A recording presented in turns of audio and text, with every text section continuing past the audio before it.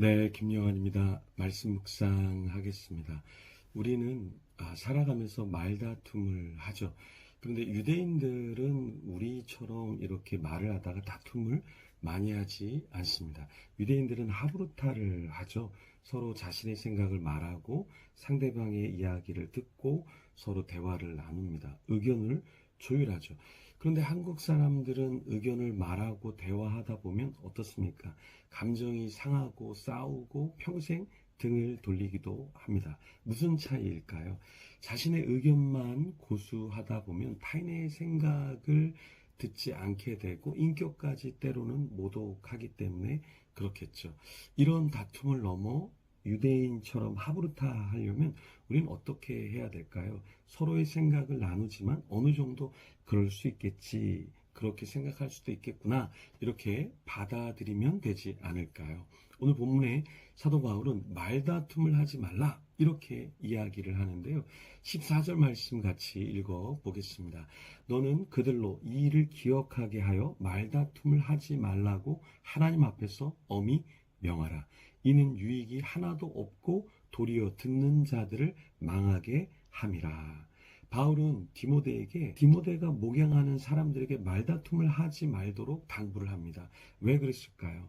아무 유익이 없다, 이렇게 이야기를 했죠. 유익이 하나도 없으니까 하지 마, 이렇게 이야기를 한 겁니다. 그런데 사실은 우리가 말하는 말다툼이 아니라 여기서 바울이 염려한 것은 이단과 논쟁에서 별반 얻을 만한 무엇이 없다, 이것을 이야기한 겁니다. 제가 길거리에 있는 여호와의 증인을 만나서 그 사람들하고 이렇게 얘기를 해보면 그 사람들의 생각과 교리가 있습니다. 그리고 자신들의 성경을 가지고 열어서 조금씩 단어가 이렇게 병개되어 있는 그 성경을 가지고서 자신들의 입장을 이야기하죠. 결코 설득되지도 않고 저도 설득되지 않지만 그들도 그들의 생각을 바꾸지 않습니다. 결국에 말다툼으로 끝나게 되는 것이죠. 그래서 사도 바울은 이렇게 이단들과의 말다툼을 해서는 결코 얻을 것이 없다. 그 당시에 이단과 거짓 선생들이 굉장히 있었는데 조금 그 당시에 사회를 어지럽혔는데요. 근데 사도 바울은 그냥 상대하지 말라 이렇게 이야기한 겁니다. 여기 바울이 말하는 그 시대의 말다툼은 또 디모데전서 1장 4절, 4장 7절에는 신하와 족보라고 이야기합니다. 그 사람들이 신하와 같은 이야기, 그리고 자신의 족보를 막 자랑하는 거죠. 근데 사도 바울은 그런 것들을 자랑하고 내세우고 말다툼하는 것, 그런 것은 별반 의미가 없다, 이렇게 이야기한 겁니다. 그러니까 교회 안에 침투해 들어온 이단들의 가르침, 그것을 변론하는 것, 그것이 의미가 있을 것 같지만 때로 평행선을 달리는 것과 같아서 별반 의미가 없다라는 거죠. 그래서 사도 바울은 디모데에게 에베소 교회 내에 침투한 거짓 교사들이 계속해서 복음의 진리를 왜곡시키는데 교회의 분열을 조장하고 있는 것을 알고 대처하되 그들과 끊임없는 논쟁을 하는 것은 별반 도움이 되지 않다라는 것이죠. 분명히 변론할 필요는 있습니다. 우리의 믿음과 우리의 교리, 신앙을. 그런데 그것을 그 사람들이 이해할 정도로 끊임없이 하다 보면 득보다 실이 더 많다라는 것입니다. 그리고 사도 바울은 말다툼을 하다 보면 오히려 듣는 자들을 망하게 한다, 이렇게 이야기를 하고 있어요. 14절 말씀 다시 보면 너는 그들로 이 일을 기억하게 하여 말다툼을 하지 말라고 하나님 앞에서 엄히 명하라. 이는 유익이 하나도 없고 도리어 듣는 자들을 망하게 함이라. 그러니까 말다툼을 하다 보면 그들의 말을 들어야 되죠. 잘못된 신앙, 어떠한 교리를 듣다 보면 듣는 자들을 망하게 할 수 있다라는 겁니다. 그래서 이단자들이 하는 말을 귀담아 듣지 않아야겠죠. 신학자 중에 아주 유명한 분이 있는데 자유주의 신학자들과 변론을 했습니다. 근데 나중에 이 유명한 분이 전통적인 신앙을 조금 훼손시키고 자유주의의 입장을 받아들이면서 중도의 입장을 갖게 됐어요. 이게 문제가 될 수 있습니다. 여러분, 우리가 어떤 이단자들하고 이야기할 때 그들의 이야기를 잘 듣다 보면 어느덧 빨려 들어가는 경우도 있어요. 그래서 잘못된 교리가 우리 안에 들어올 수도 있습니다. 그래서 우리는 귀담아 듣는 것을 조심해야 한다라는 거예요. 특별히 뭐 뒤에서 수근수근하는 사람의 이야기도 귀담아 들으려고 해서는 안 되고요. 왜냐하면 그런 것이 우리를 피폐하게 할 수 있다라는 것입니다. 그냥 우리가 믿음에 주어진 길을 가야지, 자신에게 주어진 길을 가야지, 누가 한마디 한다고 방향을 틀면 그럼 우리의 방향성은 없게 되는 거죠. 그러니까 멘탈이 흔들려서는 안 됩니다. 여러분, 마음이 흔들려서는 안 됩니다. 왜요? 계속 흔들리다 보면 결국에 내가 포기하게 되고 하나님의 영광을 드러내지 못한다라는 것이죠. 그러니까 무조건 열심히 하라는 것이 아니라 하나님의 뜻에 합당하다면 그것을 멈추지 않고 계속해서 가야 한다라는 거예요.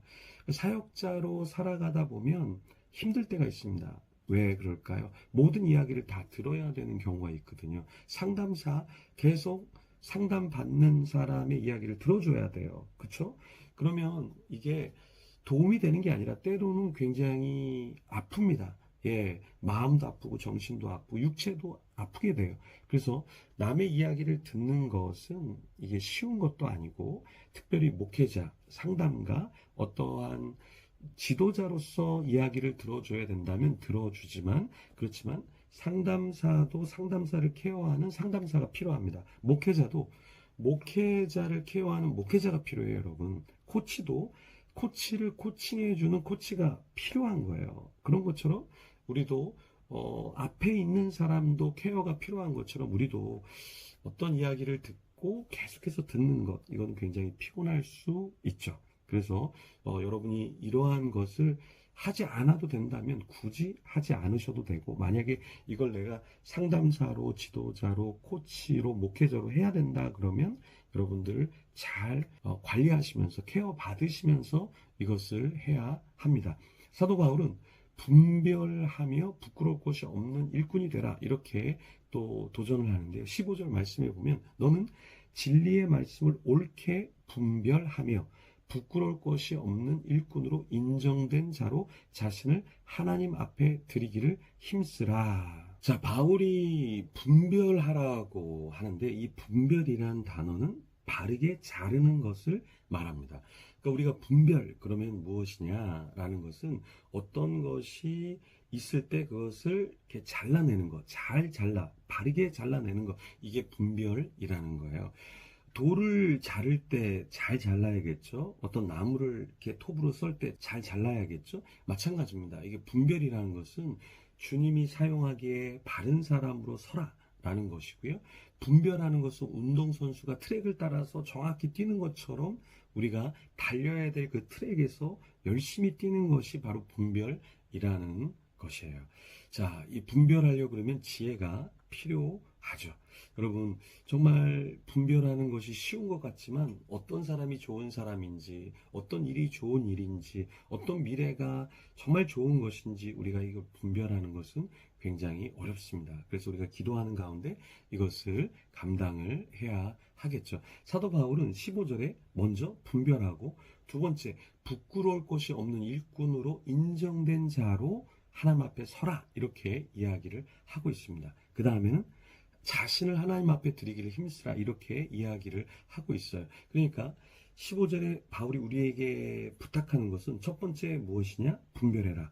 두 번째는 무엇이냐? 부끄러울 것이 없는 일꾼으로 인정된 자로 서라. 그러니까 일만 열심히 하는 자가 아니라 부끄러울 것이 없는 합당한 일꾼이 되라 라고 권면하고 있습니다. 세 번째는 자신을 하나님 앞에 드리기를 힘쓰라, 이렇게 이야기하고 있어요. 제가 집회 갔다가 잠깐 상담을 받고 싶다는 자매님이 있어서 이야기를 잠깐 들어보니까 자신이 좀 중독에 빠지는데, 이 성적인 중독에 빠지는데 그 일을 하지 않고 어떠한 것을 집중하지 않으면 그런 것에 더 많이 빠지게 된다라는 이야기를 하더라고요.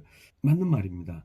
무슨 말이냐면은 우리가 하나님 앞에 우리 자신을 드리지 않으면 우리는 중독이나 우울이나 상처나 잘못된 것에 우리를 드리게 된다라는 거예요. 그래서 우리를 하나님 앞에 전적으로 올려드려야 하는 것이죠. 그래서 분별하고 올바른 하나님의 일꾼으로 인정된 자로 인정함을 받고 하나님 앞에 드리기를 힘쓰는 저와 여러분이 되어야 하겠습니다. 우리 이 시간에 그러한 하나님의 사람이 되도록 우리 눈을 감고 하나님 앞에 기도하며 나아가도록 하겠습니다. 기도하겠습니다.